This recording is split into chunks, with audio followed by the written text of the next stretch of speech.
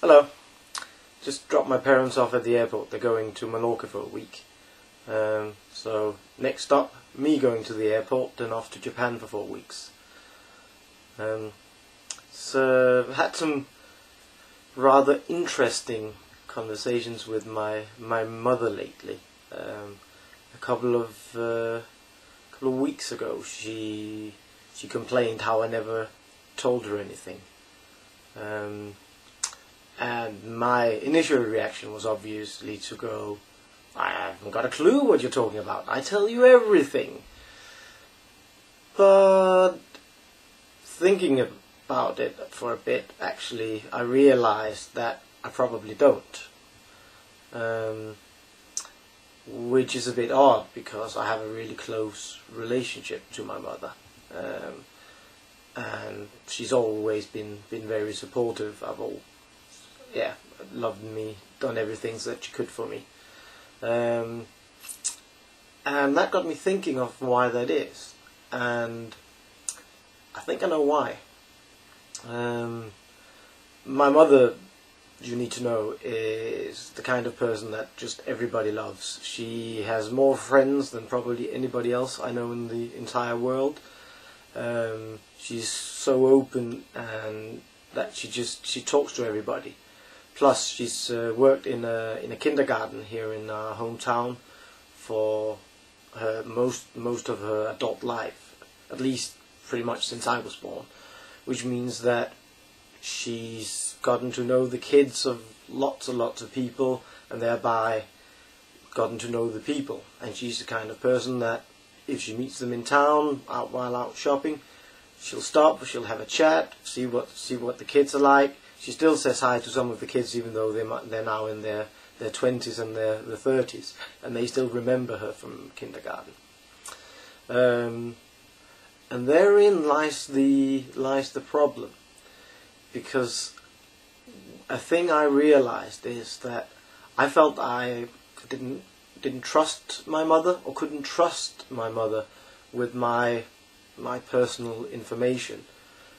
Because she cares for me so much, every time something bad or something exciting happened to me, like broke up with a girlfriend, or passed an exam, or did well at football, it just was such a big part of her life that she felt that she just needed to talk to people about it.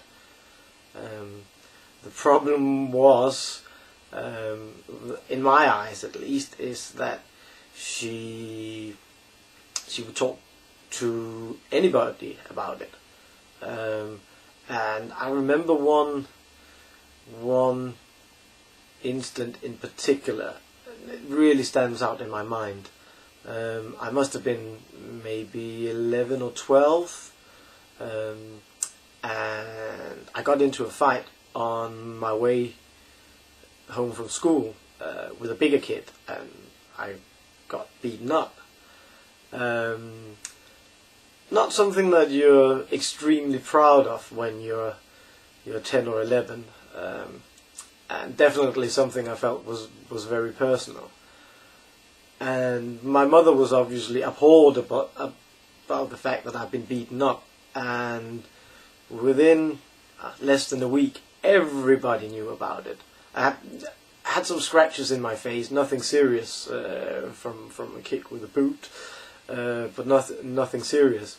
But no matter where I went, to school or to football, everybody knew what had happened, and I just felt that was such a violation of my privacy that she sort of blurted that out to everybody. And I think that was the moment where I sort of started holding back a bit, because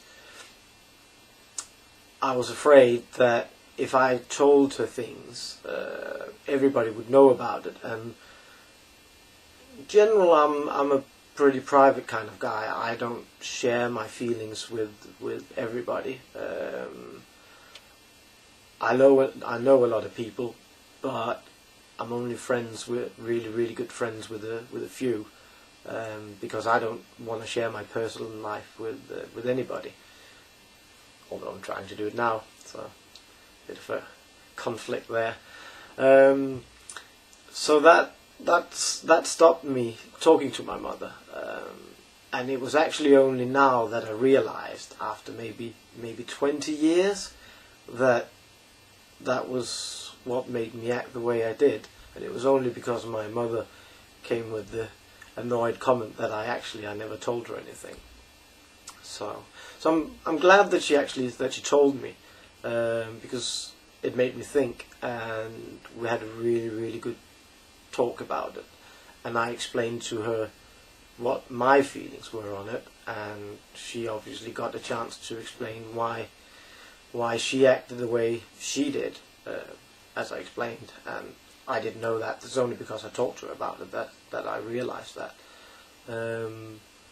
But it was good, and it meant that in the last couple of weeks we've been able to talk about other things, like my mother's relationship with my father, my relationship with my ex-girlfriend, and why it really fell apart.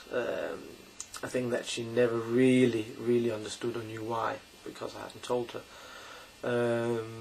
So that's pretty good.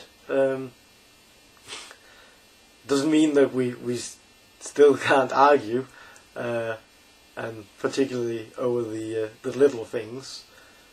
But nobody's perfect, and we're connecting better than we probably have done for 20 years. Not that we haven't connected well, but just better. So I'm really happy about that.